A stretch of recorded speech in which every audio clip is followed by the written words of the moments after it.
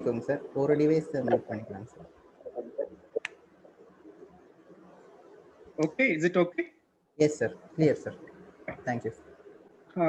எல்லாருக்கும் வணக்கம். Once again first வந்து டாக்டர் செந்தில்குமாருக்கு நன்றி தெரிவிச்சுக்கிறேன். உங்களோட எல்லாரோடையும் பேசுறதுக்கு இந்த வாய்ப்பு ஏற்படுத்தி கொடுத்ததுக்கு. மெயினா பாத்தீங்கன்னா 20 வருஷங்கிறது வந்து ஒரு தனி மனித வாழ்க்கையிலயும் சரி, ஒரு நிறுவனத்திலயும் சரி பெரிய ஒரு மைல்ஸ்டோன் அப்படிம்பாங்க ஆங்கிலத்துல. தனி மனிதன் வாழ்க்கையில பாத்தீங்கன்னா ஒரு காலேஜ் முடிச்சுட்டு அல்லது காலேஜ் ஃபைனல் இயர்ல இருப்பாரு, இல்லைன்னா தே ஆர் என்டரிங் ஒரு அடுத்த ஸ்டேஜுக்கு போறது மாதிரி இருக்கும். அது ஒரு மைல்ஸ்டோன் அப்படிங்களா? ஆர்கனைசேஷன்லி பாத்தீங்கன்னா ஆரம்ப காலத்துல வந்து ஆர்கனைசேஷனை ஸ்டார்ட் பண்ணி ஸ்ட்ரகிள் பண்ணி ஒரு வளர்ச்சி பாதையில இருப்பாங்க 20 வருஷங்கிறது. அது மேனேஜ்மெண்ட்ல பாத்தீங்கன்னா ஆர்கனைசேஷன் லைக் சைக்கிள் அப்படிம்பாங்க, மிட் லைஃப் அப்படிம்பாங்க. ஸோ அது வந்து ஒரு இம்பார்ட்டன்ட் ஸ்டேஜ் எந்த ஒரு நிறுவனத்துக்கும். ஸோ அந்த வகையில பாத்தீங்கன்னா உங்களுடைய ஸ்கூல் வந்து 20 வருஷத்தை அச்சீவ் பண்ணிருக்கீங்க. இன்னும் மேலும் நீங்க வந்து கண்டினியூ பண்ணணும் அண்ட் சக்சஸ்ஃபுல்லா இருக்கணும்னு வாழ்த்துட்டு, சார் என்ன வந்து ரிக்வெஸ்ட் பண்ணும்போது நீங்க பேசுங்க சார், 20 வருஷம் நாங்க கம்ப்ளீட் பண்ணிட்டோம். எனக்கு கொஞ்சம் தயக்கமா தான் இருந்தது. ஏன்னா என்ன பேசுறது அப்படின்னு. ஏன்னா இந்த ஃபீல்டுல வந்து நான் எக்ஸ்பர்ட் இல்லை. படிச்சது பாத்தீங்கன்னா ஸ்டாட்டிஸ்டிக்ஸ், ஒர்க் பண்ணது பாத்தீங்கன்னா மேனேஜ்மெண்ட். ஸோ இது மாதிரி ஒரு மாதிரி பிச்சடின்னு சொல்லுவோம் இல்லைங்களா, அந்த மாதிரி நான் வந்து ஒரு ஃபீல்டுலுமே எக்ஸ்பர்ட் இல்லாம ஆயிட்டேன். ஸோ ஒரு தயக்கம் இருந்தது. இருந்தாலும் இஸ்ரோவை பத்தி பேசணும்னா அது வந்து எனக்கு வந்து ரொம்ப, ஏன்னா 25 வருஷமா ஒர்க் பண்ணிட்டு இருக்கேன் இஸ்ரோல. ஸோ பேசுறது ஈஸியா இருக்குன்னு நினைச்சேன். ஸோ அதை பத்தி சொல்லலான்னு என்னுடைய அனதர் ஒரு 30 மினிட்ஸ் உங்களோட ஷேர் பண்ணிக்கிறேன். அப்புறம் சாரை வந்து நான் எப்போ முதல்ல மீட் பண்ணேன்னு பாத்தீங்கன்னா ஒரு 2 வருஷத்துக்கு முன்னாடி உதய்பூர்ல இந்த மாதிரி ஏதோ கான்ஃபரன்ஸ்ல என்ன இன்வைட் பண்ணியிருந்தாங்க பேசுறதுக்கு. சார் அங்க வந்திருந்தாரு உதய்பூருக்கு. என்னன்னு தெரியல, ஃபர்ஸ்ட் மீட்டிங்லயே வந்து ஒரு கைண்ட் ஆஃப் கனெக்ஷன் வந்துருச்சு. அப்புறம் பாத்தீங்கன்னா அவர் என்னோட உதய்பூர்ல இருந்து அகமதாபாத் என்னோட டிராவல் பண்ணாரு. எங்க வீட்டுல வந்து ஓவர் நைட் ஜஸ்ட் ஒரு 4-5 ஹவர்ஸ் இருந்தாரு. அப்புறம் he started for his hometown. So அந்த ஒரு ஷார்ட் பீரியட்லயே ஒரு கனெக்ஷன் வந்து ஏற்பட்டுடுச்சு. அடுத்து வந்து இப்போ ஒரு 2 நாளைக்கு முன்னாடி சார்கிட்ட பேசிட்டு இருந்தேன். உங்க ஸ்கூலுக்கு என்ன சார் பேர் வச்சிருக்கீங்க, அதுக்கு என்ன மீனிங் அப்படின்னு கேட்டேன். அவர் எக்ஸ்பிளைன் பண்ண விதம் பாத்தீங்கன்னு வச்சுக்கோங்களேன், எனக்கு வந்து ரொம்ப அவருடைய இன்டென்ஷன் அதுல இருந்து என்னால புரிஞ்சுக்க முடிஞ்சுது. ஏன்னா இது வந்து மேனேஜ்மெண்ட்ல பாத்தீங்கன்னா பிராண்ட் பில்டிங் அப்படிம்பாங்க, அல்லது பிராண்ட் கிரியேஷன் அப்படிம்பாங்க. இவருடைய பிராண்ட் கிரியேஷன்ல பாத்தீங்கன்னா அவருடைய எமோஷனல் அட்டாச்மெண்ட் எவ்வளவுக்கு இருக்கு அந்த ஸ்கூல்ல அப்படிங்கிறது என்னால புரிஞ்சுக்க முடியுது. சார் ஒன்ஸ் அகேன் உங்களுக்கு வந்து வாழ்த்து தெரிவிச்சுக்கிட்டு, இந்த 20 வருஷம் சக்சஸ்ஃபுல் ஆர்கனைசேஷன். அனதர் ஆஸ்பெக்ட் வந்து நான் சொல்லணும், நம்மெல்லாம் படிக்கும் போது பாத்தீங்கன்னா நம்மெல்லாம் மீன்ஸ் இப்ப நான் வந்து ஒரு 50 வயசு அந்த மாதிரி ஒரு ஸ்டேஜ்ல இருக்கேன். நம்மெல்லாம் பிறந்தது பாத்தீங்கன்னா ஒரு 1968 70. ஸோ 1980 வரையும் பிறந்தவங்களை பாத்தீங்கன்னா இந்த மேனேஜ்மெண்ட்ல வந்து ஜெனரேஷன் எக்ஸ் அப்படிம்பாங்க. அதுக்கப்புறம் பிறந்தவங்களை பாத்தீங்கன்னா ஜெனரேஷன் ஒய், நியூ ஜெனரேஷன், இல்ல மில்லினியல் ஜெனரேஷன் அப்படிம்பாங்க. ஏன் அந்த மாதிரி பிரிச்சிருக்காங்கன்னா, நம்ம வளர்ந்த விதம் இப்ப உள்ள ஜெனரேஷன் வளர்ற விதம் வந்து கம்ப்ளீட்டா டிஃப்ரெண்ட். நம்ம பாத்தீங்கன்னா நம்ம வளர்ந்தப்ப பாத்தீங்கன்னா சைக்கிள் கிடைச்சாவே நமக்கு வந்து ஒரு பெரிய நமக்கு ஏதோ அச்சீவ் பண்ணிட்டது மாதிரி இருக்கும். நம்ம காலேஜ் படிக்கும் போது தான் சைக்கிளே வாங்கி கொடுப்பாங்க. இல்லைன்னா சொல்லுவாங்க +2 முடிச்சாதான் உனக்கு வாட்சே கிடைக்கும் அப்படிம்பாங்க. அப்போ பாத்தீங்கன்னா HMT வாட்ச் வந்து ரொம்ப ஃபேமஸ். காலேஜ்ல படிக்கிற என்ட்ரானோன்னு எல்லாரும் பாத்தீங்கன்னா HMT வாட்ச் வச்சிருப்பாங்க. ஏன்னா +2 முடிச்சோன்னு அதான் வந்து மைல் ஸ்டோன். இந்த மாதிரி ஒரு காலகட்டத்துல நம்ம வளர்ந்தோம். அப்ப நம்ம ஸ்கூல் ஃபீஸ், காலேஜ் ஃபீஸ் எல்லாம் பாத்தீங்கன்னு வச்சுக்கோங்களேன், நம்ம ஒரு 200 இல்ல 250, இதுக்கு முன்னாடி பாத்தீங்கன்னா 100 rupees அந்த மாதிரி பே பண்ணிருப்பாங்க. பட் இப்ப உள்ள நம்ம பசங்களை வளர்க்குறப்ப பாத்தீங்கன்னா நம்ம வந்து லட்சக்கணக்கில் பே பண்றோம். ஸோ கல்வி வந்து ஒரு மாதிரி வணிகமயமாகிவிட்டது. இந்த மாதிரி காலகட்டத்துல வந்து செந்தில் சார் வந்து இந்த ஸ்கூலை ஆரம்பிச்சு ஒரு சேவை நோக்கத்துடன் பண்றாருன்னா I have to appreciate, and I think we all will support you, sir. We all will support you. So with this background, நான் வந்து என்னுடைய இஸ்ரோவை பத்தி பேசுறேன். இஸ்ரோனாவே உங்களுக்கு எல்லாமே ஞாபகம் வர்றது பாத்தீங்கன்னா இந்த ராக்கெட் தான். ஸோ ராக்கெட்டை மற்ற நிறைய விஷயம் நாங்க பண்றோம். அடுத்தது வந்து நான் இஸ்ரோல ஜாயின் பண்ணது பாத்தீங்கன்னா ஒரு 1993ல ஜாயின் பண்ணேன். ஜாயின் பண்ணப்ப பாத்தீங்கன்னா நான் அந்த ஆர்கனைசேஷனை பத்தி எனக்கு எதுவுமே தெரியாது. அப்ப படிச்சவங்களை பாத்தீங்கன்னா மெயின் கோல் வந்து என்னன்னா ஏதாவது வேலைக்கு போகணும் அப்படின்னு யோசிப்போம். அந்த மாதிரி என்னென்ன அட்வர்டைஸ்மெண்ட் வந்தாலும் நான் அப்ளை பண்ணிட்டு இருப்பேன். Luckily I got in to Ahmedabad. So join பண்ணப்ப இஸ்ரோ பத்தி எனக்கு எதுவுமே தெரியாது. என்ன பண்றாங்க, எதுக்கு போறோம் அப்படிங்கிற என்னன்னே தெரியாது. சென்னையில இருந்து முத அப்பதான் வெளியில வரேன், தமிழ்நாடு ஸ்டேட் அவுட்.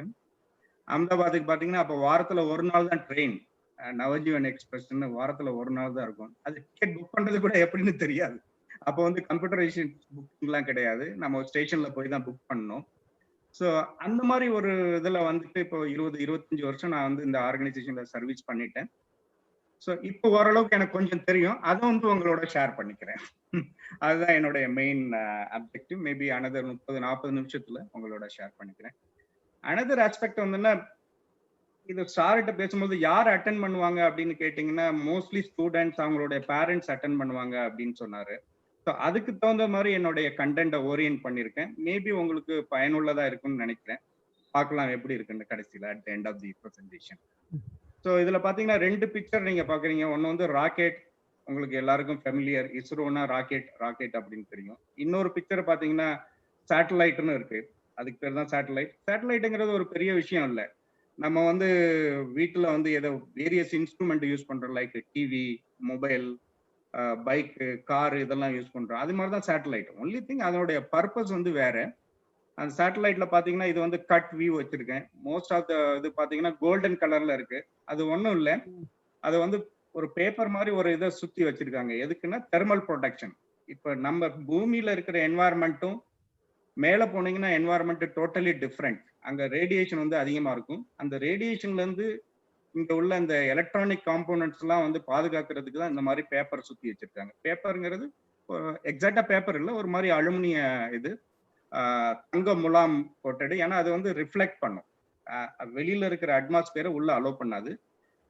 ஸோ உள்ள இருக்கிற சேட்டலைட் உள்ள இருக்கிற வந்து எக்யூப்மெண்ட், எலக்ட்ரானிக்ஸ் எக்யூப்மெண்ட் இதெல்லாம் வந்து பாதுகாக்கிறதுக்கு தான் இந்த மாதிரி இது பண்ணி. இது வந்து நம்ம பிளாங்கெட் அப்படிம்பாங்க, தெர்மல் பிளாங்கெட் அப்படின்னு சொல்லுவாங்க டெக்னிக்கல் நாலேஜ். ஸோ இந்த ஒரு சின்ன இன்ட்ரோடக்ஷனோட நெக்ஸ்ட் ஸ்லைடுக்கு உங்களை கூட்டிட்டு போறேன்.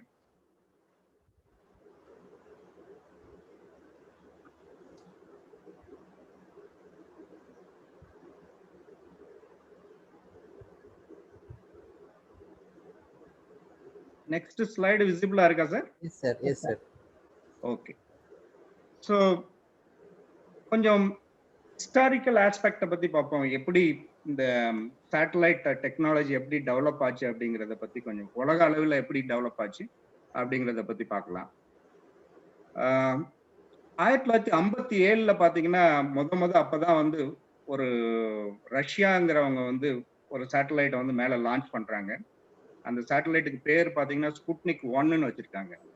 இப்ப ரீசெண்டா கேள்விப்பட்டிருப்பீங்க, இந்த என்ன சொல்றது, கோவிட்க்கு வந்து வேக்சின் கண்டுபிடிச்சப்ப ரஷ்யா அனௌன்ஸ் பண்ணாங்க, ஸ்புட்னிக் 5ன்னு அதுக்கு பேர் வச்சாங்க. ஸோ ஸ்புட்னிக்ங்கிறது அவங்களுக்கு வந்து வெரி இம்பார்ட்டன்ட் நேம். அவங்க என்ன நினைக்கிறாங்க, ஸ்புட்னிக்னா நம்ம தான் உலகத்திலேயே ஃபர்ஸ்ட் செய்யறோம், வேற யாரும் செய்யல அப்படிங்கிற ஒரு அந்த மீனிங்ல அந்த கோவிட் வேக்சின்க்கும் ஸ்புட்னிக்னு அவசரமா பேர் வச்சு ரிலீஸ் பண்ணாங்க. பட் உலக நாடுகள் அதை வந்து அக்செப்ட் பண்ணிக்கல, ஸ்டில் அண்டர் டெஸ்டிங் ஸ்டேஜ். அதை விட்டுடுவோம். ஸ்புட்னிக் 1ங்கிறது முதல்ல சேட்டலைட்டை வந்து லான்ச் பண்ணது பாத்தீங்கன்னா 1957ல அக்டோபர் 4ஆம் தேதி ரஷ்யா தான் லான்ச் பண்ணாங்க. அதுக்கப்புறம் பாத்தீங்கன்னா அடுத்த மாசமே ஒரு நாயை வந்து அனுப்பிச்சு வச்சாங்க ஸ்பேஸ்ல. அந்த நாய்க்கு பேர் வந்து லைக்கா, பிக்சர்ல பாக்குறீங்க. அடுத்தது இது வந்து ரஷ்யா தான் பண்ணாங்க. அடுத்தது பாத்தீங்கன்னா 1961ல ஒரு மனிதனை அனுப்பிச்சு வச்சாங்க. அவருடைய பேர் வந்து யூரி ககாரியன். நெட்ல பாத்தீங்கன்னா தெரியும். இதுவும் வந்து ரஷ்யா தான் பண்ணாங்க. ஸோ எல்லாமே வந்து பாத்தீங்கன்னா ஃபர்ஸ்ட் சேட்டலைட் லான்ச் பண்ணதும் ரஷ்யா தான், ஒரு அனிமல் அனுப்பி வச்சதும் ரஷ்யா தான், ஒரு மனிதனை அனுப்பி வச்சதும் ரஷ்யா தான். ஸோ அமெரிக்கா வந்து ரொம்ப கோபம் அடைஞ்சிட்டாங்க. என்ன எல்லாமே ரஷ்யாவே தட்டிட்டு போறாங்க, நமக்கு ஒரு சான்ஸ் கொடுக்க மாட்டேங்கிறாங்க அப்படின்ட்டு ஒரு அமெரிக்கன்ஸ் வந்து ரொம்ப அநாய ஆயிட்டாங்க. அமெரிக்காவுல அந்த காலகட்டத்துல இருந்த பிரசிடென்ட் கென்னடி பாத்தீங்கன்னா அங்க உள்ள சயின்டிபிக் கம்யூனிட்டிக்கு வந்து ஒரு சேலஞ்சு கொடுத்தாரு. அடுத்த 10 வருஷத்துல வந்து நம்ம நிலவுல வந்து மனிதனை அனுப்பிச்சு வைக்கணும். ஏன்னா எல்லாமே ரஷ்யாவே முன்னாடி முன்னாடி அப்படின்னு கொண்டுட்டு போறாங்க. நம்ம அமெரிக்கன் எதுக்கு இருக்கோம்? ஸோ நம்ம வந்து பாத்தீங்கன்னா ஒரு அடுத்த 10 வருஷத்துல நிலவுல வந்து மனிதனை இறக்கணும் அப்படின்னு ஒரு நேஷனல் எஜெண்டா வந்து பண்ணாரு. ஸோ அதுக்கப்புறம் பாத்தீங்கன்னா ரஷ்யா 1963ல ஃபர்ஸ்ட் உமன் வந்து அனுப்பிச்சாங்க. அப்புறம் வந்து first man walk in the space அப்படிங்கிறது 1965ல. அப்புறம் 1969ல தான் அமெரிக்கா வந்து நீல் ஆம்ஸ்ட்ராங் நம்ம படிச்சிருக்கோம். நம்ம முதல்ல நிலவுல இறங்கினவர் வந்து நீல் ஆம்ஸ்ட்ராங்னு படிச்சிருக்கோம். இதான் வந்து ஹிஸ்டரி. ஸோ இந்த 2 தேசத்துக்கு இடையில பாத்தீங்கன்னா ஒரு மாதிரி வார் மாதிரி அவங்க பண்ணிட்டு இருந்தாங்க. யாரு முன்னாடி பண்றது அப்படின்ட்டு. இதான் வந்து starting of the space technology அப்படிம்பாங்க. ஸோ ரஷ்யா, அமெரிக்கா இந்த 2 கண்ட்ரியும் போட்டி போட்டுக்கிட்டு நான் தான் முன்னாடி பண்ணுவேன் அப்படிங்கிற ஒரு அந்த ஆர்வத்துல அவங்க வந்து இந்த டெக்னாலஜியை டெவலப் பண்ணாங்க. ஸோ அடுத்தது பார்ப்போம் நம்ம என்ன பண்ணோம் அந்த காலகட்டத்துல அப்படிங்கிறது. ஸோ 1960ல பாத்தீங்கன்னா நம்ம இந்தியாவோட நிலைமை எப்படி இருந்ததுன்னு பாத்தீங்கன்னா எல்லா பாராமீட்டர்ஸுமே வந்து ரொம்ப வீக்கா இருந்தது. எஜுகேஷனல்ல பாத்தீங்கன்னா ஆல்மோஸ்ட் வந்து 50%க்கு மேல வந்து படிக்கவே இல்லை. 60%. நிறைய குழந்தைங்க இறந்துட்டு இருந்தாங்க. 1000 குழந்தைங்க பிறந்தாங்கன்னா ஆல்மோஸ்ட் 200 குழந்தைங்க இறந்துட்டு இருந்தாங்க. நம்ம ஆவரேஜ் லைஃப் டைம் பாத்தீங்கன்னா ஒரு 40 இயர்ஸ் தான். இப்ப பாத்தீங்கன்னா ஆல்மோஸ்ட் 63, 65 இருக்கும். ஸோ டெவலப்மெண்ட் பாத்துக்கோங்க. அதோட இல்லாம பாகிஸ்தானோட 2 வார் நடந்தது, சைனாவோட வார் நடந்தது. ஸோ இந்த மாதிரி ஒரு காலகட்டத்துல இந்தியாவுல வந்து நம்ம ஸ்பேஸுக்கு வந்து செலவு பண்ண முடியுமான்னா டெஃபினட்டா முடியாது. எந்த ஒரு கவர்மெண்ட் வந்து அக்ரி பண்ணிக்க மாட்டாங்க. ஆனா ஒருத்தர் பாத்தீங்கன்னா அதை வந்து கன்வின்ஸ் பண்ணாரு. அவர் தான் டாக்டர் விக்ரம் சாராபாய். ஸோ உலக நாடுகள் வந்து போட்டி போட்டுட்டு இருக்காங்க இந்த ஸ்பேஸ் இண்டஸ்ட்ரி வந்து எப்படி ஆக்குபை பண்றதுன்ட்டு. நம்ம இந்தியாவோட பொருளாதாரம் வந்து ரொம்ப வீக்கா இருக்கு. புவர் லிட்ரஸி எல்லாமே இருக்கு. அதனால டாக்டர் விக்ரம் சாராபாய் என்ன நினைச்சாருன்னா இந்த டெக்னாலஜி யூஸ் பண்ணி எப்படி நம்ம இந்த தேசத்தை டெவலப் பண்றது, இந்த நம்ம நாட்டுக்கு எப்படி பயனுள்ளதா ஆக்குறது அப்படின்னு யோசிச்சாரு. அவர் சொன்னாரு ஸ்பேஸ் டெக்னாலஜி வந்து நம்ம யூஸ் பண்ணி நிறைய விஷயம் பண்ணலாம். நம்மளுடைய ஏழ்மை நிலைமையை வந்து அதிகப்படுத்தலாம், எக்கனாமியை வந்து டெவலப் பண்ணலாம் அப்படின்னு சொன்னாரு. அந்த காலகட்டத்துல நேரு வந்து பிரைம் மினிஸ்டர் இருந்தாரு. உடனே அவருக்கு சப்போர்ட் பண்ணாரு. ஸோ இப்படிதான் வந்து நம்ம இந்தியாவில் பார்த்தீங்கன்னா 1960ல வந்து நம்மளுடைய முதல் சின்ன வேலையை ஆரம்பிச்சோம் ஸ்பேஸ் இண்டஸ்ட்ரியில. ஸோ டாக்டர் விக்ரம் சாராபாயை பத்தி நிறைய பேசணும். அவரை பத்தி இன்னும் கொஞ்ச நேரத்துல பேசலாம். அவர் வந்து குஜராத்ல பிறந்தவர். அவரை பத்தி நிறைய பேசணும். ஸோ இஸ்ரோடைய வளர்ச்சி பாத்தீங்கன்னா இப்படிதான் இருந்தது. இந்த போட்டோ பாத்தீங்கன்னா உங்களுக்கு நிறைய நம்மளுக்கு பரிச்சயமான முகம்லாம் உங்களுக்கு தெரியும்னு நினைக்கிறேன். நான் சொன்ன மாதிரி 1960ல தான் ஒரு சின்ன கமிட்டி ஃபார்ம் பண்ணி எப்படி இந்த டெக்னாலஜியை வந்து நம்ம கண்ட்ரிக்கு பயனுள்ளதா ஆக்கலாம் அப்படின்னு ஆரம்பிச்சாங்க. 1962ல இன்கோஸ்பார்னு ஒரு கமிட்டி ஆரம்பிச்சாங்க. அதுக்கப்புறம் பாத்தீங்கன்னா 1963ல ஃபர்ஸ்ட் சவுண்டிங் ராக்கெட் வந்து நம்ம திருவனந்தபுரத்துல இருந்து நீங்க போயிட்டு திரும்பி வந்தீங்க இல்லைங்களா, அங்க இருந்து தான் வந்து அந்த ஃபர்ஸ்ட் சவுண்டிங் ராக்கெட் வந்து லான்ச் பண்ணாங்க. 65ல ஒரு சின்ன சென்டர் ஒன்று ஆரம்பிச்சாங்க ரிசர்ச் பண்றதுக்காக. இப்படி வளர்ந்துட்டு இருந்தது. 72ல வந்து ஒரு டிபார்ட்மெண்ட் இஸ்ரோ அந்த மாதிரி ஒரு கிட்டத்தட்ட ஒரு 10 வருஷம் ஆயிடுச்சு கவர்மெண்ட்டை கன்வின்ஸ் பண்ணி அந்த டெக்னாலஜி டெவலப் பண்ணி ஒரு டிபார்ட்மெண்ட் ஃபார்ம் பண்ணி ஒரு ஆர்கனைசேஷனை ஃபார்ம் பண்ணி இது பண்றதுக்கு. இந்த போட்டோல பாத்தீங்கன்னா அப்துல் கலாம் இருக்காரு. Second person standing in the Abdul Kalam. So first 4-5 பேரை வந்து இப்போ டாக்டர் விக்ரம் சாராபாய் செலக்ட் பண்ணாரு 1960ல. செலக்ட் பண்ணி அவங்கள வந்து நாசாவுக்கு ட்ரைனிங் அனுப்பி வச்சாரு. அந்த சமயத்துல எடுத்த போட்டோ. ஒண்ணு வந்து கலாம்னு ஒருத்தர் இருக்காரு, இன்னொருத்தர் வந்து அரவாமுதன் ஒருத்தர் இருக்காரு. அரவாமுதன் இன்னும் இருக்காரு, பெங்களூர்ல செட்டில் ஆயிருக்காரு. ஸோ இவங்கெல்லாம் வந்து ஆரம்ப காலத்துல இஸ்ரோல ஜாயின் பண்ணி அதுக்கப்புறம் நிறைய டெக்னாலஜி டெவலப் பண்ணி அப்கோர்ஸ் 20 வருஷத்துக்கு முன்னாடி எல்லாம் ரிட்டையர் ஆயிட்டாங்க. அந்த சர்ச் ஒண்ணு பாக்குறீங்க இல்லைங்களா, அந்த சர்ச் தான் வந்து ஃபர்ஸ்ட் வந்து ராக்கெட் அசம்பிள் பண்ண இடம். ஏன்னா அந்த காலகட்டத்துல வந்து இஸ்ரோல பாத்தீங்கன்னா ஒன்னும் லேப் எல்லாம் கிடையாது, பெரிய ஆபீஸ் கிடையாது. இந்த சர்ச்சை தான் வந்து அவங்க வந்து யூஸ் பண்ணாங்க. கலாம் சார் வந்து அங்கதான் ஒர்க் பண்ணாரு. அந்த ஃபர்ஸ்ட் சவுண்டிங் ராக்கெட் அசம்பிள் பண்ணது அந்த இடம் தான். ஸோ இது வந்து நீங்க நெக்ஸ்ட் டைம் போனீங்கன்னா பாருங்க, அங்கதான் வந்து ட்ரிவாண்டத்துல எக்ஸிபிஷன் வச்சிருக்காங்க. உங்களுக்கு எதுவும் ஹெல்ப் வேணும் அங்க போயிட்டு பார்க்கணும் அப்படின்னா என்ன காண்டாக்ட் பண்ணுங்க, நான் வந்து டெஃபினட்டா ஹெல்ப் பண்றேன். உங்க பசங்களை கூப்பிட்டு போங்க. ஸோ இந்த மாதிரி ஒரு பேக்ரவுண்ட்ல தான் இஸ்ரோ ஸ்டார்ட் ஆச்சு. ஸோ ஏன் இப்போ நான் ஏன் இதெல்லாம் சொல்றேன்னா, இஸ்ரோ இப்ப பாத்தீங்கன்னா ரொம்ப இஸ்ரோவை பத்தி எல்லாரும் பெருமையா பேசிக்குவாங்க. இஸ்ரோ இஸ்ரோ அப்படிம்பாங்க. ஸோ இஸ்ரோடைய கடந்த கால வாழ்க்கையை பாத்தீங்கன்னா ரொம்ப வந்து நிறைய ஃபெயிலியர் அனுபவிச்சிருக்காங்க. இந்த மாதிரி ஒரு புவர் அப்போ ஆனுவல் பட்ஜெட்டா பாத்தீங்கன்னா 10 lakhs தான். இப்போ வந்து almost 10,000 crores we are spending every year. அப்போ பாத்தீங்கன்னா ஆரம்ப காலத்துல ஒரு 5 lakhs 10 lakhs தான் பட்ஜெட்டே கொடுத்துருக்காங்க.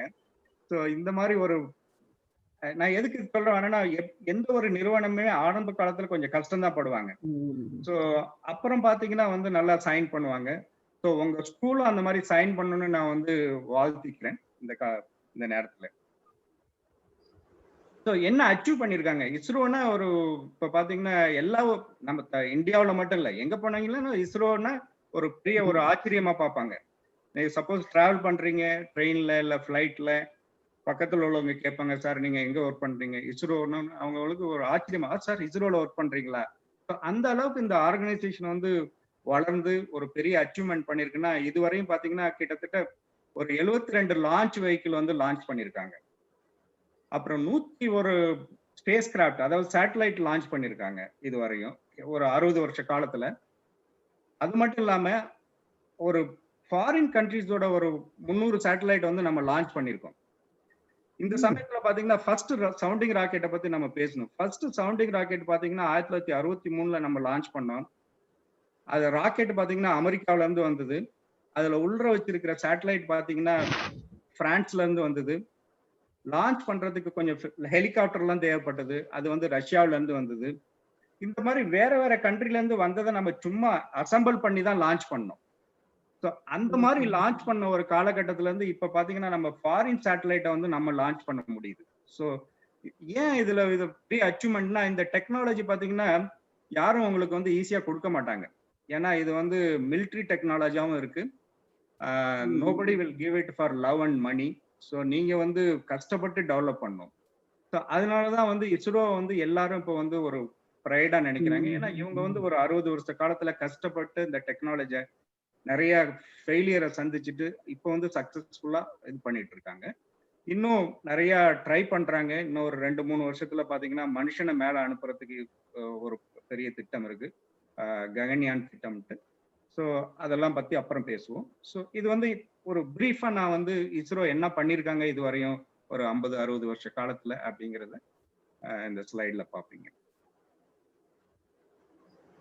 சார் இவ்வளவு சேட்டலைட் அனுப்புறோம், அதோடைய உபயோகம் என்னன்னு பாத்தீங்கன்னா, இப்போ வந்து ஒரு நாள் சேட்டலைட் இல்லைன்னா நம்மளால வாழ முடியாது. எப்படி மொபைல் இல்லைன்னா நம்மளால இப்ப இருக்க முடியாதோ, இப்ப சேட்டலைட் இல்லைன்னா ஒரு நாள் சேட்டலைட் இல்லைன்னா நம்மளால வாழ முடியாது. அந்த அளவுக்கு நம்மளுடைய சேட்டலைட்டோட உபயோகம் பாத்தீங்கன்னா எல்லா இடத்துலயும் இருக்கு. குறிப்பா ஒரு 4-5 இடத்த பத்தி நான் எப்படி யூஸ் பண்றோம் அப்படின்னு சொல்றேன். முன்னாடி எல்லாம் பாத்தீங்கன்னா ஒரு 20 வருஷத்துக்கு முன்னாடி தூர்தர்ஷன்ல பாத்தீங்கன்னா இன்னைக்கு மழை பெய்யும், நாளைக்கு புயல் அடிக்கும் அப்படிம்பாங்க. உடனே நம்ம கிண்டல் பண்ணுவோம், தூர்தர்ஷன்ல சொல்லிட்டாங்க நாளைக்கு மழை பெய்யாது அப்படின்னு. ஏன்னா அந்த அளவுக்கு ஃபோர்காஸ்டிங் வந்து ரொம்ப புவரா இருந்தது. எப்ப அவங்க மழை பெய்யும்னு சொல்லுவாங்களோ அப்ப மழை பெய்யாது, எப்ப மழை பெய்யும்னு சொல்லுவாங்களோ அப்ப வந்து ஒரு மாதிரி ஆப்போசிட் டைரக்ஷன்ல இருந்தது ஒரு 20-25 வருஷத்துக்கு முன்னாடி. ஆனா இப்ப நீங்களே அனுபவிச்சிருப்பீங்க, 2 நாளைக்கு அப்புறம் மழை பெய்யும், புயல் அடிக்கும் அப்படின்னா நடக்குது. ஸோ இதுக்கு காரணம் என்னன்னு பாத்தீங்கன்னா சேட்டலைட்டோட இமேஜ். சேட்டலைட்ல இருந்து நிறைய டேட்டா டிரைவ் பண்ணி ஒரு மாடல்ல இன்புட் பண்ணி அதை வந்து எஸ்டிமேட் பண்றாங்க. எப்போ மழை பெய்யும், எப்போ மழை பெய்யாது, எப்போ புயல் அடிக்கும், அந்த புயலுடைய தன்மை எப்படி, ரொம்ப தாக்கம் அதிகமா இருக்குமா இல்லையா, இந்த மாதிரி ஒரு மிகவும் பயனுள்ள ஒரு இதை ஆரம்பிச்சிருக்காங்க. அதுக்கு வந்து சேட்டலைட் தான் வந்து வெரி வெரி இம்பார்ட்டன்ட் ஒரு இன்புட் கொடுக்குது. அனதர் பாத்தீங்கன்னா இப்ப பெரிய புயல்லாம் அடிச்சிங்கன்னு பாத்தீங்கன்னா உயிர் சேதம் வந்து கம்மியா தான் இருக்கு. முன்னாடி எல்லாம் பாத்தீங்கன்னா வந்து லட்சக்கணக்கில் வந்து ஒரு புயலோ இல்ல ஒரு இதோ வந்துன்னா லட்சக்கணக்கில் வந்து இறந்து போயிடுவாங்க. இப்ப ஏன்னா முன்னாடியே நம்ம அறிவிக்கிறதுனால கவர்மெண்ட்டும் அங்க உள்ள மக்களை அங்கிருந்து எடுத்துடுறாங்க, மீனவர்களுக்கு அறிவுறுத்தாங்க, நீங்க கடலுக்கு போகாதீங்க அப்படிங்கிறாங்க. ஸோ இந்த மாதிரி ஒரு பெரிய யூசேஜ் வந்து பாத்தீங்கன்னா சேட்டலைட்டுக்கு இருக்கு. ரெண்டாவது யூசேஜ் பாத்தீங்கன்னா நம்மளுடைய மீனவர் நண்பர்களுக்கு வந்து டெய்லி ஒரு அறிவிப்பு கொடுக்குறாங்க. நீங்க எந்த கடல்ல எந்த பக்கத்துக்கு போனீங்கன்னா மீன் அதிகமா கிடைக்கும். ஸோ கேட்ச்மெண்ட் அப்படிம்பாங்க, ஃபிஷ் கேட்ச்மெண்ட். அதனால என்ன பயன்னு கேட்டீங்கன்னா, ஒண்ணு வந்து அவங்களுக்கு வந்து வருவாய் அதிகமா கிடைக்குது. செகண்ட் திங் வந்து அவங்க வந்து நிறைய சுத்த வேண்டியது இல்லை. ஸோ கடல்ல போயிட்டு அணியா தேவையில்லாம சுத்திட்டு இருக்கிறதுனா அதனால டீசல் பெட்ரோல் எல்லாம் கம்மியா யூசேஜ் ஆகுது. அதனால கவர்மெண்ட்டுக்கு வந்து மறைமுகமா நிறைய வந்து வருமானம் கிடைக்குது. ஸோ இது வந்து ஃபிஷர்மேன் கம்யூனிட்டிக்கு வந்து மிகவும் பயனுள்ளதா இருக்கு. அடுத்தது பாத்தீங்கன்னா இப்ப ஒரு மாசத்துக்கு முன்னாடி ஒரிசா டெப்டி கமாண்டன்ட் வந்து ஒரு ஸ்டேட்மெண்ட் கொடுத்தாரு. Police deputy commandant. கஞ்சா வந்து உங்களுக்கு தெரியும், அந்த பயிர் வந்து பயிரிடக்கூடாது. அது வந்து சட்டப்பூர்வமா வந்து அலோட் கிடையாது. சேட்டலைட் இமேஜை வச்சுட்டு அவங்க வந்து என்ன பண்றாங்கன்னா, எந்த இடத்துல ஒரிசால வந்து கஞ்சா பயிரிடுறாங்க அப்படின்னு அவங்களால கண்டுபிடிக்க முடியுது. உடனே அங்க போய் டைரக்டா அதை போயிட்டு காப்பாற்ற முடியுது. இல்ல அவங்களுக்கு என்ன ஆக்ஷன் எடுக்கணுமோ எடுக்குது. இந்த மாதிரி ஒவ்வொரு டிபார்ட்மெண்ட்டுக்கும் இஸ்ரோடைய தேவை வந்து இப்ப அதிகமாயிடுச்சு. அதனாலதான் பாத்தீங்கன்னா 10 வருஷத்துக்கு முன்னாடி சேட்டலைட் எல்லாம் லான்ச் பண்றது பாத்தீங்கன்னா வருஷத்துக்கு ஒரு சேட்டலைட் லான்ச் பண்ணுவோம், இல்லைன்னா 2 வருஷத்துக்கு ஒரு தடவை தான் லான்ச் பண்ணுவோம். இப்ப பாத்தீங்கன்னா ஆல்மோஸ்ட் எவரி ஆல்டர்னேட் மந்த் பாத்தீங்கன்னா ஒரு சேட்டலைட் லான்ச் ஆகிட்டே இருக்கு. ஏன்னா தேவைகள் அதிகரிச்சுட்டே இருக்கு. இன்னும் ஒரு அப்ளிகேஷனை சொல்லிட்டு அவங்களுக்கு அடுத்ததுக்கு நம்ம போலாம். நம்ம ஊர்லன்னு இல்லை, நம்ம இந்தியாவில் எல்லா இடத்துலயும் பாத்தீங்கன்னா அந்த ரயில்வே கிராசிங் பாத்தீங்கன்னா நிறைய இடத்துல வந்து கேட்மேன் இருக்க மாட்டாங்க. ஆள் இல்லாத லெவல் கிராசிங் இருக்கும். ஆள் இல்லாத லெவல் கிராசிங் இருந்ததுன்னா அங்க என்ன பாத்தீங்கன்னா நிறைய பேர் வந்து ஆக்சிடென்ட் ஆகிறதுக்கு நிறைய சான்சஸ் இருக்கு. ட்ரெயின் வர்றது தெரியாது, இல்லைன்னா நம்ம ட்ரெயின் வரதுக்கு முன்னாடி கிராஸ் பண்ணிடுவோம் அப்படின்ட்டு யோசிச்சுட்டு போவாங்க. ஸோ இங்க வந்து ஒரு சேட்டலைட் டெக்னாலஜி வந்து இப்போ யூஸ் பண்ண போறோம். இன்னும் கொஞ்சம் அடுத்த வருஷத்துல வந்து ரயில்வேல இருந்து எல்லாம் இம்ப்ளிமெண்ட் பண்ணுவாங்க. எப்படின்னா ட்ரெயின் ஒரு கிலோமீட்டர் வரதுக்கு முன்னாடியே, லெவல் கிராசிங்க்கு முன்னாடியே வந்து ஒரு பெரிய சவுண்ட் சைரன் வந்து அந்த லெவல் கிராசிங்ல ஆரம்பிக்கும். ஸோ ட்ரெயின் வரப்போகுதுன்னு மக்கள் தெரிஞ்சுக்கலாம். அந்த ட்ரெயின் கிராஸ் பண்ணி போனதுக்கு அப்புறம் ஒரு கிலோமீட்டருக்கு அப்புறம் திருப்பி ஒரு சவுண்ட் ஆரம்பிக்கும். ஸோ அதுக்கப்புறம் மக்கள் வந்து கிராஸ் பண்ணி போகலாம். ஸோ இந்த மாதிரி நிறைய பயனுள்ள, அதாவது நம்ம காமன் மேனுக்கு பெனிஃபிட்டா இருக்கிற இதெல்லாம் வந்து சேட்டலைட் வந்து ரொம்ப யூஸ்ஃபுல்லா இருக்கு. இது இல்லாம நிறைய கவர்மெண்ட் பிளானிங், சப்போஸ் புயல் அடிச்சதுன்னா அதுக்கு எப்படி நம்ம வந்து எஸ்டிமேட் பண்ணிட்டு நிவாரண நிதி அனுப்புவாங்க. இப்போ நிறைய கிராப் இன்சூரன்ஸ் வந்து ரொம்ப பாப்புலர் ஆகுது. விவசாயத்துல பாத்தீங்கன்னா இன்சூரன்ஸ் செக்டர் வந்து ரொம்ப அதிகப்படுத்துறாங்க. இப்போ கிராப் வந்து டேமேஜா இருக்கா இல்லையா, விவசாயி பொய் சொல்றாரா அப்படிங்கறது வந்து சேட்டலைட் இமேஜ் வச்சு இதை கண்டுபிடிச்சிடலாம். ஸோ இன்சூரன்ஸ் கம்பெனி வந்து இதை யூஸ் பண்ண போறாங்க எஃபெக்டிவா. இந்த மாதிரி நிறைய பயனுள்ள இதெல்லாம் இருக்கு. மேல படிச்சீங்கன்னா, நிறைய புக் படிச்சீங்கன்னா இதனுடைய உபயோகம் வந்து உங்களுக்கு தெரியும். அடுத்தது சேட்டலைட் பாத்தீங்கன்னா உங்களுக்கு நிறைய சமயம் இப்ப நம்ம வந்து ஒரு டிவி வாங்க போனோமோ இல்ல ஒரு மொபைல் வாங்க போனோம்னா கடைக்கு போனோம்னா கன்ஃபியூஷன் ஆயிடும். ஏன்னா அவ்வளவு மாடல் காமிப்பாங்க நமக்கு. இது ஒரு வருஷன் சார், இது ஒரு வருஷன், இது ஒரு இதுல எவ்வளவு ஃபெசிலிட்டி இருக்கு அப்படி இப்படின்ட்டு நம்மள வந்து, ஏன்னா முன்னாடி பாத்தீங்கன்னா 4 சாய்ஸ் தான் இருக்கும். நம்ம வாட்ச் வாங்க போனீங்கன்னா அப்ப ஹெச்எம்டில 2 வெரைட்டி தான் இருக்கும். கார் வாங்க போனீங்கன்னா அம்பாசிடர் கார் மட்டும் தான் இருக்கும். பட் இப்ப காருக்கு போனீங்கன்னா ஒரு 20-25 கார் மாடல் இருக்கும். ஒவ்வொன்றுக்கும் ஒவ்வொரு இது இருக்கும். அந்த மாதிரி சேட்டலைட்டும் பாத்தீங்கன்னா சில சமயம் உங்களுக்கு கன்ஃபியூஷன் ஆகும். ஒரு காலத்துல GSAT 15 ஒரு காலத்துல IRS 5 லான்ச் பண்ணோம் அப்படிம்பாங்க, PSLV லான்ச் பண்ணாங்க, GSLV லான்ச் பண்ண அப்படின்னு சொல்லுவாங்க. பட் ஃபண்டமெண்டலா பாத்தீங்கன்னா ராக்கெட் லான்ச்ல வந்து 2 விதமான ராக்கெட் இருக்கு. ஒன்னு வந்து PSLV, இன்னொன்னு வந்து GSLV. PSLV வந்து ரொம்ப சிம்பிள். ஒரு சேட்டலைட்டை வந்து ஒரு 1000 கிலோமீட்டருக்குள்ள அனுப்பணும்னா அதுக்கு வந்து PSLV நம்ம யூஸ் பண்றோம். இன்னொரு சேட்டலைட்டை வந்து 1000 கிலோமீட்டருக்கு மேல அனுப்பணும்னு வச்சுக்கோங்களேன். இப்ப கம்யூனிகேஷன் சேட்டலைட் இருக்கு, அதெல்லாம் வந்து நம்ம 36,000 கிலோமீட்டருக்கு மேல கொண்டு போகணும். அந்த மாதிரி ஒரு கம்யூனிகேஷன் சேட்டலைட் லான்ச் பண்றதுக்கு வந்து GSLV அப்படிம்போம். ஸோ லான்ச் வெஹிக்கிள்ல பாத்தீங்கன்னா மேஜரா வந்து 2 லான்ச் வெஹிக்கிள் தான் இருக்கு. ஒன்னு வந்து PSLV, இன்னொன்னு வந்து GSLV. PSLV பாத்தீங்கன்னா மோஸ்ட்லி 1000 கிலோமீட்டருக்குள்ள நம்ம என்ன சேட்டலைட் அனுப்பணும்னாலும் அதுக்கு வந்து PSLV யூஸ் பண்றோம். 1000 கிலோமீட்டருக்கு மேல போகணும், நம்ம ஒரு அதிக தூரத்துக்கு போகணும் அப்படின்னா GSLV யூஸ் பண்றோம். அது போல சேட்டலைட்டும் பாத்தீங்கன்னா ஒரு 4 வகையான சேட்டலைட் இருக்கு. ஒன்று வந்து கம்யூனிகேஷன் சேட்டலைட் அப்படின்னு சொல்லுவோம். கம்யூனிகேஷன் சேட்டலைட் எதுக்கு யூஸ் பண்றோம்னா, நம்மளுடைய தொலைத்தொடர்பு, அப்புறம் டிவி பார்க்கறதுக்கு, இந்த மாதிரியான விஷயத்துக்குலாம் வந்து கம்யூனிகேஷன் சேட்டலைட் யூஸ் பண்றோம். அதுல நேம் பாத்தீங்கன்னா இன்சாட்னு இருக்கும், டிசாட்னு இருக்கும். இந்த மாதிரி தான் நேம் கொடுப்பாங்க. அது இல்லாம ரிமோட் சென்சிங் சேட்டலைட்னா நம்ம ஒரு கேமராவை மேல வச்சுட்டு எர்த்த வந்து படம் எடுக்கிறதுக்கு நம்ம யூஸ் பண்ணுவோம். அதுக்கப்புறம் அதை ஸ்டடி பண்ணி வேற வேற வேற பர்பஸ்க்கு யூஸ் பண்ணுவோம். அந்த மாதிரி சேட்டலைட் வந்து ரிமோட் சென்சிங் சேட்டலைட் அப்படின்னு சொல்லுவோம். அது வந்து ஐஆர்எஸ் அப்படிம்பாங்க, கார்டோசாட் அப்படிம்பாங்க.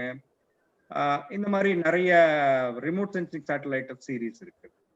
அது இல்லாம இப்ப வந்து சயின்ஸுக்காக நிறைய சேட்டலைட் யூஸ் பண்றோம். லைக் சந்திராயன், மார்ஸ் மிஷன், அதெல்லாம் வந்து பிளானட்டரி சேட்டலைட் அப்படிம்போம்.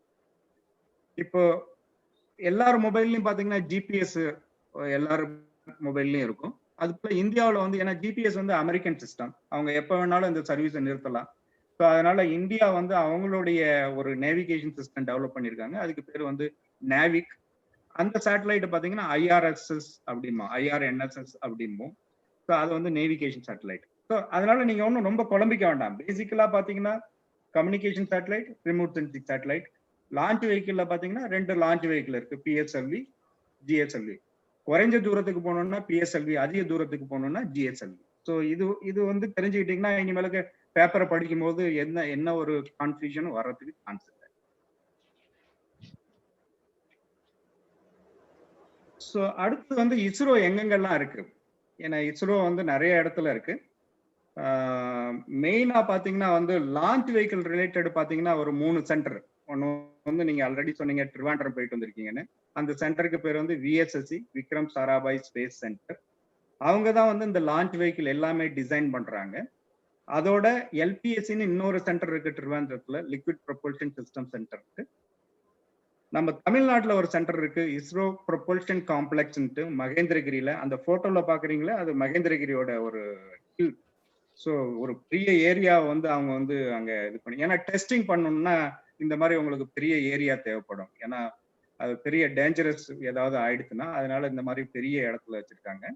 இந்த 3 சென்டர் தான் பாத்தீங்கன்னா லான்ச் வெஹிக்கிளை டிசைன் பண்ணிட்டு எங்க அனுப்புவாங்கன்னா ஸ்ரீஹரிகோட்டா. ஸ்ரீஹரிகோட்டா எங்க இருக்குன்னா சென்னைக்கு பக்கத்துல இருக்கு. அங்க இருந்து தான் லான்ச் பண்ணுவாங்க. எப்படி அது வந்து பஸ் ஸ்டாண்ட் மாதிரி, நம்ம பஸ் எல்லாம் எங்க இருந்து கிளம்புனா பஸ் ஸ்டாண்ட்ல இருந்து கிளம்புற மாதிரி லான்ச் வெஹிக்கிள் பாத்தீங்கன்னா இந்த ஸ்ரீஹரிகோட்டால இருந்து கிளம்பும். ஸோ இந்தியாவோட லான்ச் சென்டர் வந்து ஸ்ரீஹரிகோட்டா. அதுக்கு பேர் பாத்தீங்கன்னா சதீஷ் தவன் ஸ்பேஸ் சென்டர்னு. சரி, லான்ச் வெஹிக்கிள் இருக்கு, வெறும் லான்ச் மட்டும் பண்ணோம்னா என்ன யூஸ், அதுல நம்ம சேட்டலைட் வைக்கணும் இல்லையா?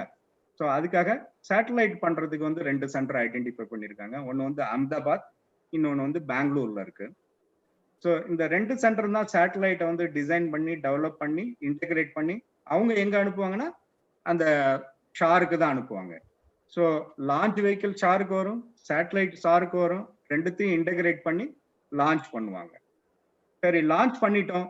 லான்ச் பண்ணதுக்கு அப்புறம் மேல போயிட்டு அது வந்து சரியா ஒர்க் பண்ணுதா, அதுல உள்ள கேமராவை எப்படி ஆன் பண்றது, எப்போ ஆன் பண்றது, எப்போ ஆஃப் பண்றது, அங்க உள்ள ஃபியூவல் இருக்கா இல்லையா, அதெல்லாம் அந்த மாதிரி வேலையெல்லாம் பாக்குறதுக்கு பாத்தீங்கன்னா 2 இருக்கு. ஒன்னு வந்து மாஸ்டர் கண்ட்ரோல் ஃபெசிலிட்டி அப்படின்னு ஹசன்ல கர்நாடகாவில் இருக்கு. இன்னொன்னு வந்து பெங்களூர்ல இஸ்ரோ டெலிமெட்ரி சென்டர்னு இஸ்ட்ராக்னு பெங்களூர்ல இருக்கு. இந்த 2 சென்டர் தான் வந்து சேட்டலைட்டோடைய மானிட்டர் பண்றதுக்கு, கண்டினியூஸா மானிட்டர் பண்றதுக்கு இந்த 2 சென்டர் இருக்கு. ஸோ இது வந்து ஷார்க் சென்டர் என்ட்ரன்ஸ். இது உங்களுக்கு இந்த போட்டோல நீங்க பாக்குறீங்க ஸ்ரீஹரிகோட்டா. இதுவும் பாத்தீங்கன்னா ஒரு பெரிய island, almost 44,000 square kilometre area total island. So உள்ள போனீங்கன்னா எல்லாமே உங்களுக்கு ஒரு சின்ன டவுன்ஷிப். எப்படி நெய்வேலி வந்து பாத்தீங்கன்னா ஒரு சின்ன டவுன்ஷிப்பா இருக்கிற மாதிரி இங்க போனீங்கன்னா உள்ள ஒரு செல்ஃப் கண்டெய்ன்ட் டவுன்ஷிப். ஸோ இந்த மாதிரி நிறைய இடத்துல வந்து இருக்காங்க. இப்போ இஸ்ரோல பாத்தீங்கன்னா கிட்டத்தட்ட ஒரு 20,000 பேர் வேலை பார்க்குறோம். அஹமதாபாத்ல மட்டும் ஒரு 2,000 பேர் இருக்கும். ட்ரிவாண்டத்துல பாத்தீங்கன்னா ஒரு 5,000 பேர் வேலை பார்க்குறாங்க. இந்த மாதிரி ஷாருக்கு போனீங்கன்னா அங்க ஒரு 2,000 பேர் இருக்காங்க. ஸோ இந்த மாதிரி ஒரு 20,000. ஆரம்பத்துல பாத்தீங்கன்னா ஒரு 100 பேரை வச்சுதான் ஆரம்பிச்சாங்க 1960ல. போட்டோல பாத்தீங்களா 4 பேர் தான் வந்து ஃபர்ஸ்ட்ல ஜாயின் பண்ணாங்க. இப்போ வந்து ஒரு 20,000 பீப்புள் ஒர்க் பண்றோம். இது வந்து டைரக்ட் எம்ப்ளாய்மெண்ட். அது இல்லாம நிறைய கான்ட்ராக்ட் பீப்புள், நிறைய இது ஏஜென்சி, அந்த மாதிரி நிறைய பேர் இருக்காங்க. So it is a big organisation. Okay. இவங்களெல்லாம் பத்தி நம்ம வந்து பேசணும். நம்ம மாணவர்களுக்கு வந்து இவங்கெல்லாம் பத்தி தெரியணும். இது என்னுடைய சின்ன ரெக்வெஸ்ட். டீச்சர்ஸ்லாம் பார்த்து இந்த மாதிரி ஒரு பர்சனாலிட்டிய வந்து மாணவர்களுக்கு வந்து சொல்லிக் குடுத்தீங்கன்னா, அவங்க வந்து ஃபியூச்சர்ல வந்து நிறைய நம்மளுடைய தேசத்துக்கு பார்த்தீங்கன்னா, they will contribute. So doctor Sarabhai நான் சொன்னது மாதிரி அவர் இஸ்ரோவுக்கு வந்து ரொம்ப அவர் தான் வந்து father of Indian space programme அப்படிம்போம். அவர் தான் ஆரம்பிச்சது அஹமதாபாத்ல. அவருடைய பேக்ரவுண்ட் பார்த்தீங்கன்னா, அவர் வந்து ஒரு பெரிய இண்டஸ்ட்ரியல் ஃபேமிலியில பிறந்தவர். டெக்ஸ்டைல் இண்டஸ்ட்ரியல் ஃபேமிலி அஹமதாபாத்ல. அம்பாலால்னு ஒருத்தர் டெக்ஸ்டைல் இண்டஸ்ட்ரி. ஸோ அவருக்கு மகனா பிறந்தவர் தான் சாராபாய். இவர் பேசிக்கலி இண்டஸ்ட்ரியலிஸ்ட். பட் ஆனா கிரேட் சயின்டிஸ்ட். கேம்பிரிட்ஜ் யூனிவர்சிட்டியில படித்தாரு. 1947 பெரிய இன்ஸ்டிடியூஷன் ஆரம்பிச்சாரு, physical research laboratory at the age of 27 itself.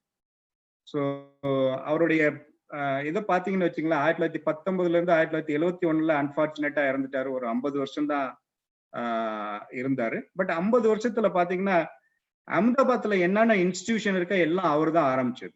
ஐஏஎம்னு உங்களுக்கு தெரிஞ்சிருக்கும், இந்தியன் இன்ஸ்டிடியூட் ஆஃப் மேனேஜ்மெண்ட். ஒரு பெரிய மேனேஜ்மெண்ட் இன்ஸ்டிடியூட். அதுல அட்மிஷன் கிடைக்கிறது ரொம்ப கஷ்டம். ஸோ அந்த இன்ஸ்டிடியூட் ஆரம்பிச்சது இவர் தான். இஸ்ரோ ஆரம்பிச்சதும் அவர் தான் நான் சொன்னேன். அது போல நேஷனல் இன்ஸ்டிடியூட் ஆஃப் டிசைன் இருக்கு, என்ஐடி. அதுவும் வந்து பாத்தீங்கன்னா பெரிய ஒரு வெல் நோன் இன்ஸ்டிடியூஷன். ஐஏஎம் மாதிரி டிசைன் படிக்கிறவங்க வந்து எப்போதும் நான் வந்து என்ஐடியில் படிக்கணும் அப்படின்னு ஆசைப்படுவாங்க. ஸோ அதுலயும் ஆரம்பிச்சது இவர் தான். இந்த மாதிரி நிறைய இன்ஸ்டிடியூஷன்.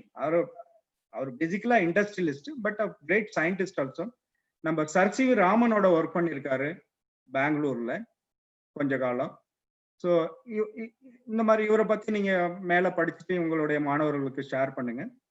அதுக்கு அடுத்த ஒரு பர்சனாலிட்டி பாத்தீங்கன்னா சதீஷ் தவன். இவரை பத்தி நீங்க வந்து தெரிஞ்சுக்கணும். இவர் வந்து காஷ்மீர்ல பிறந்தவர். நம்ம பெங்களூர்ல ஒரு பெரிய அகாடமிக் இன்ஸ்டிடியூஷன் இருக்கு, இந்தியன் இன்ஸ்டிடியூட் ஆஃப் சயின்ஸ். ஏன் இந்த பேரெல்லாம் சொல்றேன்னா, சில சமயம் நம்ம மாணவர்களுக்கு இந்த மாதிரி ஒரு இன்ஸ்டிடியூஷன் இருக்கிறதே தெரியாது. ஏன்னா நானும் படிக்கும் போது பாத்தீங்கன்னா பிஎஸ்சி முடிச்சோன்னே எம்எஸ்சி முடிச்சோன்னே எம்ஃபில், இந்த மாதிரி ஒரு கைடன்ஸ் இல்லாமே போயிட்டு இருக்கும். பட் இந்த மாதிரி ஒரு இன்ஸ்டிடியூஷன் இருக்கிறது வந்து தெரிஞ்சதுன்னா அட்லீஸ்ட் நம்ம மனசுல வந்து ஸ்ட்ரைக் ஆகும். பின்னாடி அதுக்கு தகுந்த மாதிரி ப்ரிப்பேர் பண்ணலாம். ஸோ பெங்களூர்ல பாத்தீங்கன்னா இந்தியன் இன்ஸ்டிடியூட் ஆஃப் சயின்ஸ் வந்து டாடா ஆரம்பிச்சது. அதுக்கு டைரக்டரா இருந்தவர் இவரு. At the same time Satish Dhawan இறந்ததுக்கு அப்புறம் பாத்தீங்கன்னா இவர் வந்து ஒரு ஆல்மோஸ்ட் 10-12 வருஷம் வந்து இஸ்ரோட சேர்மனா இருந்தார். ஸோ 1971 இருந்து 1984 வரை இவர் சேர்மனா இஸ்ரோல இருந்தாரு. ஸோ இவர் விட்டுட்டு போன வேலையெல்லாம் இவர் முடிச்சு வச்சாரு. அதனாலதான் இஸ்ரோ வந்து இந்த நிலைமைக்கு இருக்கிறது காரணமே. ஸோ இன்னொரு பியூட்டி என்னன்னு பாத்தீங்கன்னா, இவர் ரெண்டுத்துலயும் டைரக்டரா இருந்தாரு. ஒன்னு வந்து ஐஏஎஸ்சில டைரக்டரா இருந்தாரு, இஸ்ரோவுக்கு சேர்மனா இருந்தாரு. பட் ஆனா அவர் வந்து சேலரி வாங்கினது பாத்தீங்கன்னா அப்புறம் ஐஏஎஸ்சி மட்டும்தான். இஸ்ரோல இருந்து ஜஸ்ட் ₹1 தான் டோக்கன் சேலரியா வாங்கிட்டாரு. இந்த காலத்துல இந்த மாதிரி மனிதர்களை நம்ம எங்க இருந்து பார்க்க முடியும்? So this shows integrity of the person. இன்னும் 2 பேர் பாத்தீங்கன்னா கொரியன் உங்களுக்கு தெரிஞ்சிருக்குமா என்னன்னு தெரியாது நம்ம தமிழ்நாட்டுல இருக்கிற மாணவர்களுக்கு. குஜராத்ல வந்து அமுல் ஐஸ்கிரீம் சாப்பிட்டுருப்பீங்க. அமுல் பிராண்ட் வந்து கிரியேட் பண்ணவர் வந்து கொரியன் தான்.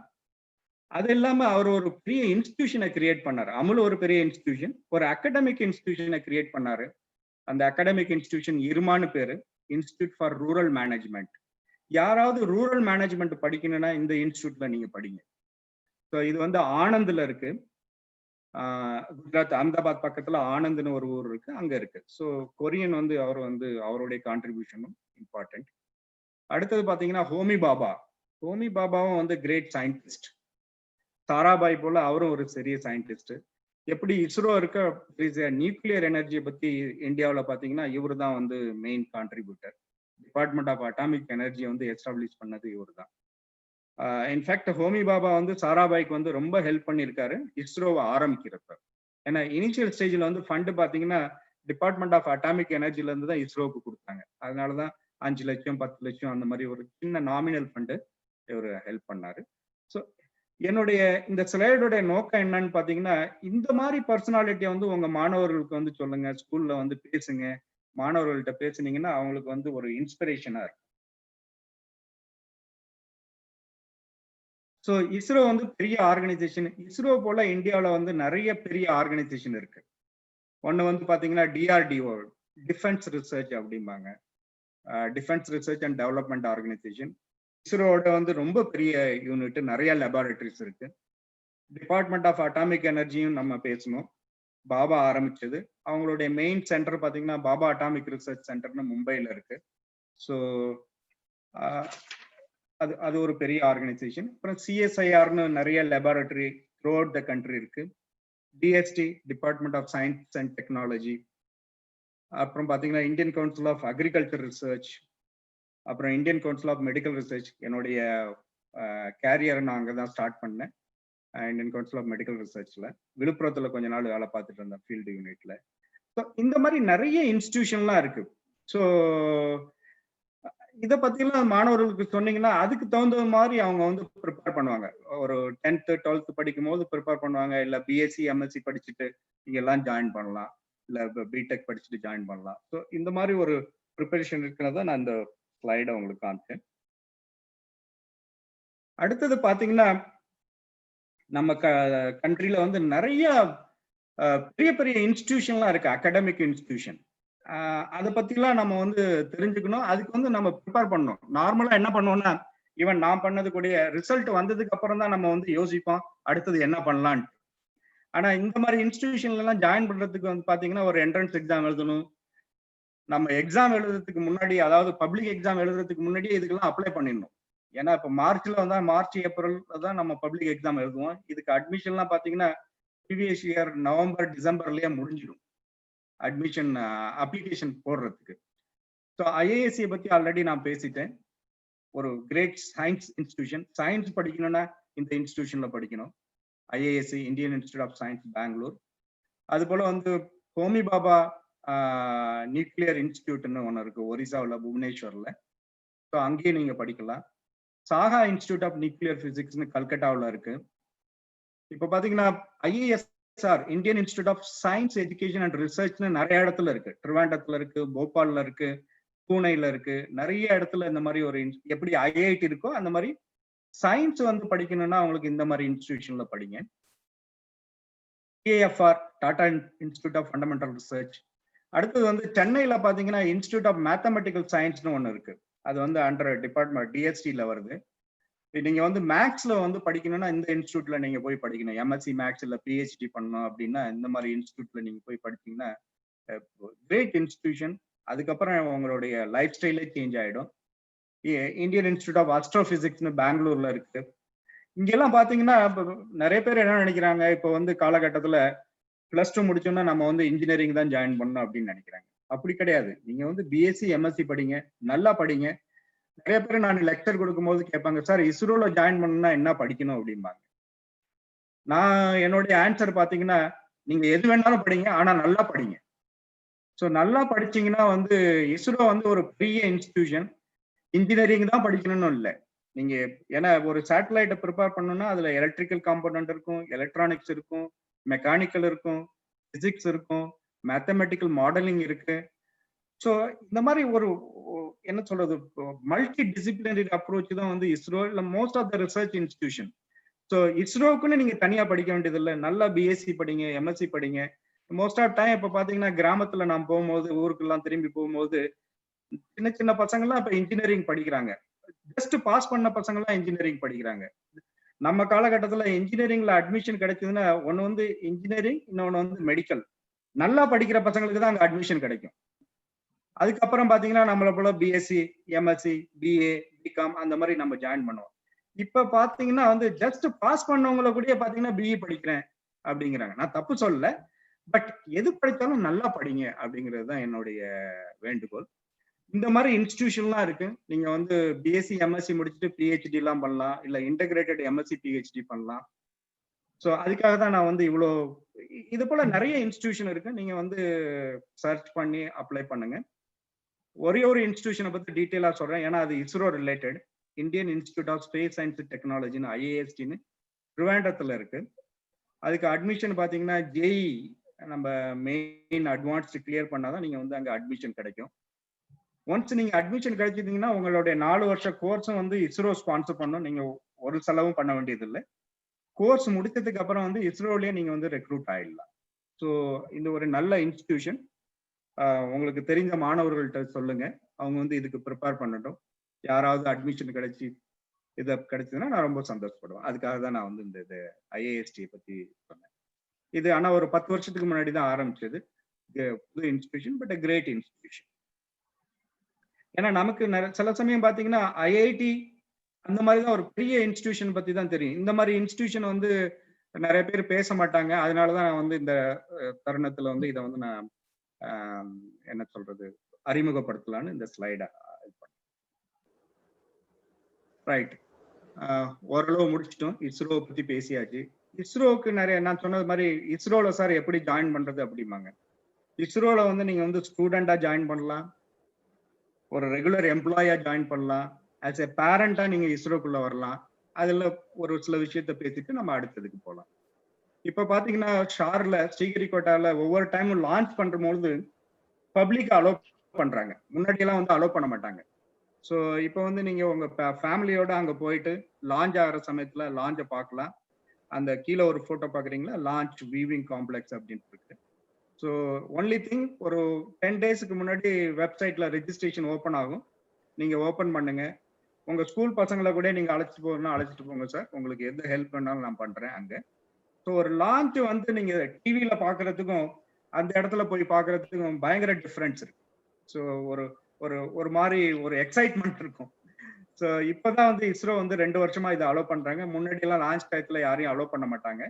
ஸோ ஆஸ் எ பேரண்ட் நீங்க அங்க போய் பார்க்கலாம். அடுத்தது வந்து 2019 இருந்து ஒரு இஸ்ரோ ஒரு ஸ்கீம் ஆரம்பிச்சிருக்காங்க. 9வது வகுப்பு மாணவர்களுக்கு யுவிகான்னு ஒரு ப்ரோக்ராம் இருக்கு, யங் சயின்டிஸ்ட் ப்ரோக்ராம். அதுல பாத்தீங்கன்னா வெரி கிளியரா நாங்க டிஸ்டிங் பண்ணிருக்கோம். நிறைய பேர் பாத்தீங்கன்னா இஸ்ரோனா ஓகே இங்கிலீஷ் மீடியத்துல படிச்சாதான் போக முடியும் அப்படிங்கிற ஒரு நம்பிக்கை எல்லாம் இருக்கும். அந்த மாதிரி கிடையாது. பர்டிகுலரா வந்து ஸ்டேட் எஜுகேஷன் போர்டுக்கு வந்து 3 சீட்டு அலோகேட் பண்ணிருக்காங்க. ஸோ ஸ்டேட் போர்ட்ல நீங்க படிச்சீங்கன்னா, கவர்மெண்ட் ஸ்கூல்ல படிச்சீங்கன்னா கூட 3 பசங்களை வந்து செலக்ட் பண்றாங்க அந்த ஸ்டேட்ல இருந்து. இந்த மாதிரி ஒவ்வொரு ஸ்டேட்ல இருந்து ஒரு 6-7 ஸ்டூடெண்ட்டை செலக்ட் பண்ணி அவங்களுடைய சம்மர் வெக்கேஷன்ல பாத்தீங்கன்னா 2 வாரம் வந்து இஸ்ரோ சென்டர்ல வந்து ட்ரைனிங் கொடுக்குறோம். அதுக்கப்புறம் அந்த ஷார் சென்டரோட போவாங்க. இஸ்ரோட கிரேட் சயின்டிஸ்டோட இன்டராக்ஷன் பண்றதுக்கு வந்து ஆப்பர்ச்சுனிட்டி கிடைக்கும். ஸோ 2019 தான் ஆரம்பிச்சோம். இந்த வருஷம் அன்பார்ச்சுனேட்டா ஆர்கனைஸ் பண்ண முடியல கோவிட்னால. But it will continue every year. So உங்களுக்கு தெரிஞ்ச மாணவர்களுக்கெல்லாம் சொல்லுங்க, இது வந்து அப்ளை பண்ணுங்க, இதோடைய இந்த ஆப்பர்ச்சுனிட்டியை யூஸ் பண்ணிக்கோங்க. அது இல்லாம நிறைய உங்களுக்கு இருக்கு. இந்த சமயத்துல இதெல்லாம் தேவையில்லை. As A student, school student பாத்தீங்கன்னா இது வந்து கிரேட் ஆப்பர்ச்சுனிட்டி. ஸோ அண்ட் போல பேரண்ட்ஸ் பாத்தீங்கன்னா அவங்களுடைய லான்ச் டயத்துல போய் பார்க்கறதுக்கு இது ஒரு ஆப்பர்ச்சுனிட்டியா இருக்கும். அது இல்லாம மேஜர் சென்டர்ல பாத்தீங்கன்னா எக்ஸிபிஷன் வச்சிருப்போம். நீங்க ட்ரிவாண்டத்துக்கு போனீங்கன்னா அங்க ஒரு எக்ஸிபிஷன் சென்டர் இருக்கு, அகமதாபாத் வந்தீங்கன்னா அங்க ஒரு எக்ஸிபிஷன் சென்டர் இருக்கு, பெங்களூர் போனீங்கன்னா அங்க எக்ஸிபிஷன் சென்டர் இருக்கு.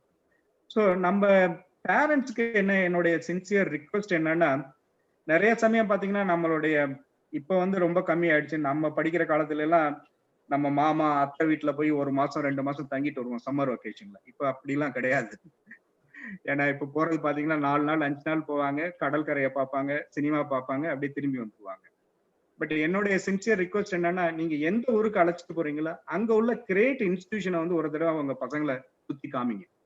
இப்ப சென்னை கூட்டி போனீங்கன்னா சென்னையில வந்து ஐஐடி வளாகத்துல கொண்டு கூட்டு போங்க. யாராவது அவங்களை அங்க பாருங்க, அவங்களோட கனெக்ஷன் ஏற்படுத்திட்டு அங்க போய் சுத்தி காமிங்க. லயோலா காலேஜை காமிங்க. இந்த மாதிரி பெரிய பெரிய இன்ஸ்டிடியூஷனை வந்து அழைச்சிட்டு போய் காமிங்க. அவங்களுக்கு வந்து தன்னை அறியாமே ஒரு இன்ஸ்பிரேஷன் வரும். ஸோ நல்ல புக் வாங்கி கொடுங்க. ஸோ அவங்க படிக்கட்டும். ஏன்னா இப்ப இந்த ஜென்ரேஷன் பாத்தீங்கன்னா படிக்கிறவுடைய அந்த டைம் வந்து ரொம்ப கம்மி ஆயிடுச்சு. ஸ்கிரீன் டைம் தான் அதிகமா இருக்கு. டிவி பாக்குறது, இல்ல மொபைல் பாக்குறது, இல்ல வேற ஏதாவது கேம் விளையாடுறது. ஸோ ஒரு ஸ்டாட்டிஸ்டிக்ஸ் என்ன சொல்லுதுன்னா, ஒரு மாணவன் வந்து 5 மணி நேரம் 6 மணி நேரம் வந்து ஸ்கிரீன்ல வந்து ஸ்பெண்ட் பண்றான் அப்படிங்கிறாங்க. ஸோ 5-6 மணி நேரம் ஸ்கிரீன்ல ஸ்பெண்ட் பண்ணா ஐ ஸ்ட்ரெஸ் ஆகும். அவனுடைய மென்டல் வந்து ஒரு ஃப்ரெஷ்ஷாவே இருக்காது. ஸோ அதெல்லாம் விட்டுட்டு நீங்க வந்து நல்ல புக்கை படிக்கிறதுக்கு கொடுங்க. நீங்களும் படிக்கணும். நீங்க வாங்கி கொடுத்துட்டு நீங்களும் படுறான்னு சொன்னீங்கன்னா படிக்க முடியாது. ஸோ நீங்களும் படிங்க, அந்த பையனோட உட்காந்து அல்ல பொண்ணோட உட்காந்து. இந்த மாதிரி ஒரு நல்ல இடத்துக்குலாம் கூப்பிட்டு போய் அறிமுகப்படுத்துங்க. டெஃபினட்டா வந்து அவங்க வந்து கிரியேட் லெவல்ல வந்து சாதிப்பாங்க ஃபியூச்சர்ல. ஸோ இஸ்ரோவை பத்தி மேலும் படிக்கணும்னா நிறைய புக் இருக்கு. ஒரே ஒரு இது வந்து ஹைலைட் பண்ணிட்டு நான் வந்து அடுத்ததுக்கு போறேன். இந்த நம்பி நாராயணன் ஒரு கிரேட் சயின்டிஸ்ட், கிரையோஜெனிக் டெக்னாலஜில வந்து நிறைய பண்ணாரு. அன்பார்ச்சுனேட்டா அவர் வந்து ஒரு கேஸ்ல வந்து ரொம்ப தவறுதலா இது பண்ணிட்டாங்க. இப்போ வந்து அதை ரெக்டிஃபை பண்ணிட்டு இருக்காங்க. இன்ஃபேக்ட் இவரை பத்தின ஒரு மூவியும் இப்போ வரப்போகுது. தமிழ் மூவியும் எடுத்துட்டு இருக்காங்க. அவர் ஒரு புக் எழுதியிருக்காரு, ரெடி டு ஃபயர்னு. நான் படிச்சேன். ரொம்ப அதாவது என்ன மாதிரியான ஒரு கஷ்டத்தை எல்லாம் அவர் அனுபவித்து இருக்காருன்னு அந்த புக்ல ரொம்ப தெளிவா எழுதியிருக்காரு. இந்த மாதிரி புக் எல்லாம் வாங்கி கொடுங்க. சாராபாயை பத்தி வாங்கி கொடுங்க, ஹோமி பாபா பத்தி வாங்கி கொடுங்க.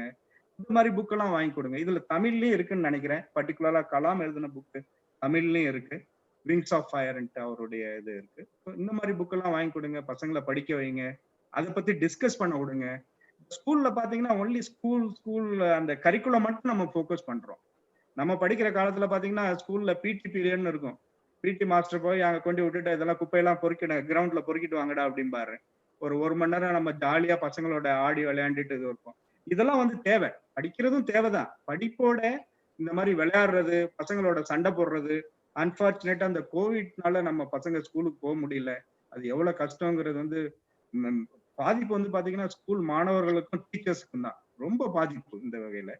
ஏன்னா வந்து படிக்கிறதுல மட்டும் நீங்க வந்து கான்சென்ட்ரேட் பண்ணீங்கன்னா டெவலப்மெண்ட் இருக்காது. ஸ்கூலுக்கு போகும்போது 4-5 பசங்களோட சண்டை போடுவோம், அடிச்சுக்குவோம், பிடிச்சுக்குவோம். அப்புறம் வந்து அது ஒரு பார்ட் ஆஃப் டெவலப்மெண்ட். ஸோ அதெல்லாம் வந்து important in life. So at the end இதுல வந்து நிறைய போட்டோ காமிச்சிருக்கேன். உங்களுக்கு தெரிஞ்சிருக்கும் எதுக்கு காமிக்கிறேன்ட்டு. ஸோ ஐன்ஸ்டீன் வந்து பெரிய சயின்டிஸ்ட். அமிதாப் பச்சனுடைய பையன், அவர் வந்து பெரிய ஆர்டிஸ்ட். இவரும் கிரேட் ஆர்டிஸ்ட். ஆப்பிள் நிறுவனத்தை ஆரம்பிச்சவர், அவரும் ஒரு ஸ்டீவ் ஜாப்ஸ்ன்ட்டு. இவங்கெல்லாம் பாத்தீங்கன்னா ஆரம்ப காலத்துல இவங்களுக்கும் வந்து ஸ்ட்ரகிள் இருந்தது. அந்த லேர்னிங் டிசபிலிட்டி அப்படின்னு நீங்க சொல்றீங்க இல்லையா, இந்த மாதிரி இவங்களும் வந்து கடந்து ஒரு பெரிய சாதனையை பண்ணியிருக்காங்க. ஸோ உங்களுக்கும் இந்த ஒரு நல்ல வாய்ப்பு இருக்கு. பட் அன்பார்ச்சுனேட்டா என்னன்னு பாத்தீங்கன்னா, ஒரு புள்ளி விவரம் என்ன சொல்லுதுன்னா, 100க்கு 10 மாணவர்களுக்கு வந்து இந்த மாதிரி ஒரு ப்ராப்ளம் இருக்கு அப்படின்னு சொல்றாங்க. 10 to 15%. இது வந்து ப்ராப்பரா எடுத்த சர்வே கிடையாது, ஒரு அப்ராக்சிமேட்டா பண்ண சர்வே தான். இப்படி இருந்தாலும் நிறைய பேருக்கு இந்த விஷயம் பத்தி தெரிய மாட்டேங்குது. இன்க்ளூடிங் பேரண்ட்ஸுக்கும் தெரிய மாட்டேங்குது, டீச்சர்ஸுக்கும் தெரிய மாட்டேங்குது, கவர்மெண்ட்டுக்கும் தெரிய மாட்டேங்குது. ஸோ அதனால நம்ம கண்ட்ரில வந்து இவங்களுக்கு வந்து ஒரு சரியான சப்போர்ட்டிங் சிஸ்டம் இல்லை. From parents level, government level, teachers level ஒரு மாதிரி சப்போர்ட் சிஸ்டம் இல்லை. ஸோ நான் என்ன ஆசைப்படுறேன்னா, நிறைய இந்த சைக்காலஜி ஸ்டூடெண்ட்லாம் இருப்பாங்க, அவங்கெல்லாம் இதெல்லாம் பத்தி ஒரு நல்ல சர்வே பண்ணி, அதாவது ப்ராப்பர் ரிசர்ச் பண்ணி நல்ல ரிப்போர்ட் ஜென்ரேட் பண்ணி கவர்மெண்ட்டுக்கு சப்மிட் பண்ணுங்க. கவர்மெண்ட் கன்வின்ஸ் ஆகணும், இதுக்கு ஒரு நல்ல சப்போர்ட் சிஸ்டம் கிடைக்கணும். ஸோ இந்த வேலையை வந்து நம்ம செந்தில் சார் பண்ணிட்டு இருக்கிறது எனக்கு வந்து ரொம்ப சந்தோஷமா இருக்கு. அதனாலதான் எனக்கு வந்து ரொம்ப கனெக்ட் ஆனது. இன்ஃபேக்ட் என்னுடைய ஃப்ரெண்டோட பையன் வந்து பாத்தீங்கன்னா இதனால பாதிச்சிருந்தான். இன்ஃபேக்ட் சாரோட நான் இன்ட்ரோடியூஸ் பண்ண அவங்க பேரண்ட்ஸை. இப்போ வந்து அஹமதாபாத்ல அவங்களுக்கு அந்த சப்போர்ட் கிடைக்கலன்னு இங்கேருந்து டிரான்ஸ்ஃபர் வாங்கிட்டு பெங்களூர் போயிட்டாங்க. ஒரு 2 இயர்ஸ் அங்க பெங்களூர்ல செட்டில் ஆயிட்டாங்க. அந்த பையன் பாத்தீங்கன்னா என்னோட ரொம்ப அட்டாச்சா இருப்பான். ரொம்ப அவனை கண்ட்ரோல் பண்ணவே முடியாது, ரொம்ப சுறுசுறுப்பா இருப்பான். இப்போ பாத்தீங்கன்னா கிரேட் ஹார்ஸ் ரைடிங் வந்து நல்லா பண்றான். பெட்டு வந்து வளர்க்குறதுல அவன் வந்து பெஸ்ட். இப்ப வீட்டுல வந்து அந்த நம்ம பச்சைக்கிளிங்கிறோம் இல்லைங்களா, 2 பச்சைக்கிளியை நல்லா வளர்க்குறான். ஸோ இந்த மாதிரி நிறைய டேலண்ட்லாம் அவன்கிட்ட இருக்கு. ஸோ அதனால இதை பத்தி நீங்க யாரும் பயப்பட வேண்டியது இல்லை. ஒன்லி திங் நல்ல சப்போர்ட்டிங் சிஸ்டம் தேவைப்படுது. ஸோ செந்தில் சார் போல நிறைய பேர் உருவாகணும். அண்ட் இந்த மாதிரி ஒரு ஸ்கூல் டீச்சர்ஸுக்கும் நிறைய இந்த மாதிரி அவங்களுக்கு தெரியணும் இந்த மாதிரி குழந்தைங்களை எப்படி ஹேண்டில் பண்ணணும் அப்படின்னு. எனக்கே இது வந்து நிறைய பேருக்கு தெரியாது, சிட்டில இருக்கிறவங்களுக்கே தெரியாது. சில பேர் இதை சொல்றதுக்கும் தயங்குவாங்க. ஸோ இது தயங்குறதுக்கு ஒண்ணுமே இல்லை. இது வந்து ஒரு டிசீஸ் கிடையாது. ஸோ அதனால இந்த ஒரு சின்ன ரெக்வஸ்டோட என்னுடைய லெக்சரை முடிச்சுக்கிறேன். ஸோ இன்னைக்கு ஒரு நல்ல நாள், சரஸ்வதி பூஜை, ஆயுத பூஜை. இங்க அஹமதாபாத்ல, குஜராத்ல பாத்தீங்கன்னா நம்ம எப்படி நவராத்திரி நாங்க செலிப்ரேட் பண்ணோம்னா, எனக்கு நல்ல ஞாபகம் இருக்கு. கும்பகோணத்துக்குலாம் எங்க பாட்டி கூப்பிட்டு போவாங்க நவராத்திரி டயத்துல. ஒவ்வொரு கோயிலுக்கும், எல்லா கோயிலையும் அந்த கொலு வச்சிருப்பாங்க. இன்னும் என் பாட்டி இருக்காங்க. In fact I am very much fond of my paati. குஜராத்ல பாத்தீங்கன்னா இதய திருவிழா வந்து கர்பான்னு சொல்லுவாங்க. 9 நாளும் பாத்தீங்கன்னா நைட்ல டான்ஸ் ஆடி, டான்ஸ்னா அந்த ட்ரெடிஷனல் டான்ஸ் ஆடிட்டு அந்த துர்க்கை துர்க்கை நம்ம ஊர்ல துர்க்கைமோ இங்க வந்து அம்பாஜி அப்படின்னு சொல்லுவாங்க. அதுக்கு பூஜை பண்ணுவாங்க. ஸோ இது குஜராத்ல எப்படி செலிப்ரேட் பண்றாங்க. வெஸ்ட் பெங்கால்ல பாத்தீங்கன்னா துர்கா பூஜை அப்படின்னு செலிப்ரேட் பண்றாங்க. ஸோ ஃபெஸ்டிவல் ஒன்று தான், வெவ்வேறு இடத்துல வந்து வேற மாதிரி செலிப்ரேட் பண்றோம். ஸோ வித் திஸ் எல்லாருக்கும் என்னுடைய வாழ்த்துக்களை தெரிவிச்சுக்கிறேன். நன்றி. இந்த இதுல ஏதாவது பயனுள்ள தகவலா இருந்தா உங்களுடைய மற்ற மாணவர்களுக்கு ஷேர் பண்ணுங்க, பேரண்ட்ஸ்க்கு ஷேர் பண்ணிக்கோங்க. யாராவது அகமதாபாத்துக்கு வந்தீங்க, ஏதாவது ஹெல்ப் வேணும்னா கண்டிப்பா என்ன கான்டாக்ட் பண்ணுங்க. என்னால முடிஞ்ச அளவுக்கு நான் ஹெல்ப் பண்றேன். ஏன்னா நான் ஃபர்ஸ்ட் அகமதாபாத்துக்கு வந்தபோது எனக்கும் அதான் ஃபர்ஸ்ட் டைம் தமிழ்நாட்டை விட்டு வெளியில வரேன். ஸோ வந்தப்ப நானும் இந்த மாதிரி ஏதோ ஒரு ஃப்ரெண்ட் கான்டாக்டை வச்சு தான் அவர் வீட்டில் 2-3 நாள் தங்கி இருந்தேன். தென் ஐ ஜாயின்ட் இஸ்ரோ. ஸோ இந்த மாதிரி யாருக்காவது எந்த உதவி வேணாலும் அகமதாபாத் வந்தீங்கன்னா கண்டிப்பா கான்டாக்ட் பண்ணுங்க. So thank you sir, thank you very much. Thank you sir, thanks a lot sir. கண்டிப்பா இஸ்ரோ ஒரு முன்னோட்டம், அது கண்ணோட்டமாக பசங்களுக்கு கண்டிப்பா இன்னைக்கு ஒரு நல்ல நாள். அது அந்த இன்ஸ்பைரிங் தான் சார். ஏன்னா நீங்க சொன்ன மாதிரி நம்ம யாரை காமிக்கிறோம் சின்ன வயசுல இருந்து, எதை படிக்க வைக்கிறோன்றது ரொம்ப முக்கியம். எனக்கு அந்த நல்ல அனுபவங்கள் கிடைச்சனால அப்படியே வந்துகிட்டே இருந்தேன். தேடி போறது எனக்கு ரொம்ப ஆசை, தேடிக்கிட்டே இருந்தேன், இன்னும் தேடிக்கிட்டே இருக்கேன். அப்படி தேடினது தான் நீங்களும் ஒருத்தர். அப்படி ஒரு கிடைச்ச ஒரு இது சார் சொன்ன மாதிரி தான். ஒரு கொஞ்ச நேரம் தான், பட் டீப் கனெக்ட் ஆனிச்சு. அது எல்லாத்தோடையும் ஆகாது டெஃபினட்டா. அண்ட் தொடர்ந்து சாரோட ஒரு அட்லீஸ்ட் மெசேஜ்னாச்சும் அனுப்பிச்சிட்டு இருப்பேன். அது அப்புறம் கூப்பிட்டு பேசுவேன் நான். கண்டிப்பா சார் இந்த கோவிட் எல்லாம் முடிஞ்சிட்டு வருஷத்துக்கு ஒரு தாட்டி வருவாரு, தமிழ்நாடு வருவாரு. அவர் அப்படி வரும் பொழுது, வாய்ப்பு இருக்கும் பொழுது கண்டிப்பா சாரை கான்டாக்ட் பண்ணி ஒரு தாட்டி நம்ம நிறுவனத்துக்கும் வர வைக்கலாம் சார். ஷுவர். எனக்கு தெரிஞ்சு கண்டிப்பா பார்த்துட்டு இருக்க மாணவர்கள் ஏதோ ஒரு இடத்துல இன்னைக்கு இல்லைனாலும் என்னைக்கோ அந்த இன்ஸ்பிரேஷன் நடக்கும். இப்படி கேட்க கேட்க தான் ஒரு இன்ஸ்பிரேஷன் நடக்கும். அப்படி நடந்துதான் நாங்களும் வளர்ந்தோம், நீங்களும் வளர்ந்தீங்க. So thank you very much sir. It was a wonderful sharing. So அதுவும் இந்த நல்ல நாள்ல மீண்டும் என் சார்பாகவும் என் குழுக்கள் சார்பாகவும் என்னோட டீச்சர், ஆசிரியர்கள், பெற்றோர்கள், மாணவர்கள் பிளஸ் வெல்விஷர்ஸ். ஏன்னா யூடியூப், ஃபேஸ்புக் லைவும் போய்கிட்டு இருக்கு, நிறைய பேர் அதுலயும் பார்த்துட்டு இருப்பாங்க. ஸோ அந்த ஒரு விஷயமும் ஒரு நல்ல விஷயம். ஸோ மீண்டும் மிக்க மிக்க நன்றி சார். எங்களுக்கு வந்து உங்களோட பிரசன்டேஷன் கொடுத்தது, எளிமையாக கொடுத்தது, குழந்தைங்களுக்கு தகுந்த மாதிரி கொடுத்தீங்க. அது ரொம்ப பிடிச்சிருந்தது. ஒரே ஒரு விஷயம், ஒரு மாணவனுடைய வளர்ச்சியில ஆசிரியர்களுடைய பங்களிப்பு வந்து ரொம்ப இம்பார்ட்டன்ட். நான் பாத்தீங்கன்னா என்னோட 8th ஸ்டாண்டர்ட்ல நான் ஃபெயில் ஆயிட்டேன். அப்புறம் பாத்தீங்கன்னா 9th ஸ்டாண்டர்ட்ல வந்து வேற ஸ்கூலுக்கு வந்து ஜாயின் பண்ணிட்டு அங்க என்னுடைய டீச்சர் தான் சப்போர்ட் பண்ணாங்க. ஈவன் என்னுடைய 51வது வயசுலயும் அந்த டீச்சரை பத்தி நான் நினைக்கிறேன்னா, ஆசிரியருடைய இம்பார்ட்டன்ஸ் வந்து நீங்க வந்து நான் சொல்லி தெரிய வேண்டியதில்லை. செகண்ட் திங் வந்து, ஒரு மாணவன் வந்து மேல மேல உயர்றான்னு வச்சுக்கோங்களேன், அதை பத்தி சந்தோஷப்படுறவங்க வந்து டீச்சர்ஸ் தான். பேரண்ட்ஸ்க்கு அடுத்தபடியா சந்தோஷப்படுறவங்க வந்து டீச்சர்ஸ் தான். பொறாமப்பட மாட்டாங்க. ஃப்ரெண்ட்ஸ் கூட வந்து சில சமயத்துல பாத்தீங்கன்னா என்னோட அவன் மேல போயிட்டானா அப்படின்னு ஒரு ஒரு ஒரு சின்ன இது வரும். ஆனா டீச்சர்ஸ் வந்து பாத்தீங்கன்னா தன்னுடைய மாணவன் மேல போனான்னா ரொம்ப சந்தோஷப்படுவாங்க. ஸோ எல்லா டீச்சர்ஸ்க்கும், உங்க ஸ்கூல்ல ஒர்க் பண்றவங்க எல்லாருக்கும் என்னுடைய மனமார்ந்த வணக்கத்தையும் தெரிவிச்சு கொள்றேன். அதே சமயத்துல அவங்களுடைய இந்த சேவை வந்து தொடரட்டும். உங்களுக்கு எல்லாருக்கும் என்னுடைய நன்றி சார். என்னோட டீச்சரும் இங்க இருக்காருங்க சார், பார்த்துட்டு இருக்காரு, முரளிதரன். அவர் தான் என்னோட MSW நான் படிக்கும் பொழுது அவர் தான் என்னோட HOD. அதுக்கப்புறம் என்னோட PhDக்கு அவர் தான் சூப்பர்வைசர், ரிசர்ச் கைட், என்னோட மென்டார். ப்ளீஸ் சார் ஒரு வார்த்தை. Kishore sir unmute. Muralidharan sir இப்ப ரிட்டையர் ஆகி ஒரு 8 years is having a very happy retired life. Unmute பண்ணிட்டீங்களா சார்? பண்ணியாச்சுங்க சார். சார் அன்மியூட் பண்ணியாச்சுங்க சார். நீங்க அன்மியூட் பண்ணிக்கலாம் sir. Murali sir.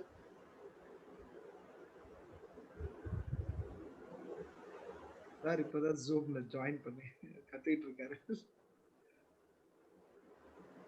Sir. Yeah unmute ஆயிடுச்சு. Yes sir, yes sir. Sir go ahead sir, நீங்க பேசலாம். ரொம்ப நல்ல லெக்சர் சார் கொடுத்தது. அதுவும் வந்து நீங்க சொன்ன மாதிரி தான், செந்தில் சொன்ன மாதிரி ரொம்ப எளிமையா எல்லாத்துக்கும் ரீச் ஆகிற மாதிரி, இஸ்ரோனா ஏதோ ஒரு பெரிய விஷயம்னு நினைச்சிட்டு இருக்கிறவங்களுக்கு இஸ்ரோ பெரிய விஷயம்தான். ஆனாலும் அது எல்லாத்தையும் அவரால் ஈஸியா சொல்ல முடிஞ்சிருக்கு. நமக்கு அதனால நிறைய விஷயங்கள் தெரிஞ்சுக்க முடிஞ்சது. எனக்கே அப்படியே ஒரு எங்கேயாவது பார்த்திருப்போமே தவிர, ரொம்ப குறிப்பா அவர் சொல்லும் பொழுது இந்த மாதிரி இன்ஸ்டிடியூஷன் எல்லாம் இருக்கு, அதான் திருவேண்டரத்துல ஒரு இன்ஸ்டிடியூஷன் இருக்கு, அந்த இன்ஸ்டிடியூஷன் மூலியமா இஸ்ரோலயே ஜாயின் பண்ணலாங்கிறது தெரிஞ்சது. இப்பதான் எனக்கே தெரிஞ்சது. ஸோ இந்த மாதிரி விஷயம் எல்லாம் நமக்கு இன்னைக்கு நல்லா தெரிஞ்சுக்கிட்டோம். ரொம்ப எளிமையான கொடுக்கப்பட்ட ஒரு லெக்சர். அப்புறம் அவர் சொன்ன மாதிரி இந்த லைப்ரரியில எந்த மாதிரி புக்ஸ் எல்லாம் வச்சிருக்கணும், அது அந்த புக்ஸ் எல்லாம் வந்து எப்படி நம்ம ஃபோக்கஸ் பண்ணி அந்த ஸ்டூடெண்ட்ஸுக்கு அதை பத்தி எல்லாம் சொல்லணும்னு சொன்னாரு. அதுவும் முக்கியமான ஒரு பாயிண்ட். அதையும் நாம எடுத்துக்கணும். தேங்க்யூ. அவ்வளவுதான் செஞ்சு. Thank you sir. நன்றி sir. Thanks a lot once again. எங்க மீண்டும் எல்லாருமே உங்களோட நீங்களும் அந்த பூஜா டைம்ல கரெக்டா it's all auspicious day, everything should come on auspicious day and the time will take us அப்படின்னுவாங்க. ஸோ இன்னைக்கு நீங்க வந்தது மீண்டும் நன்றி. நான் உங்களோட தொடர்புல இருப்போம்.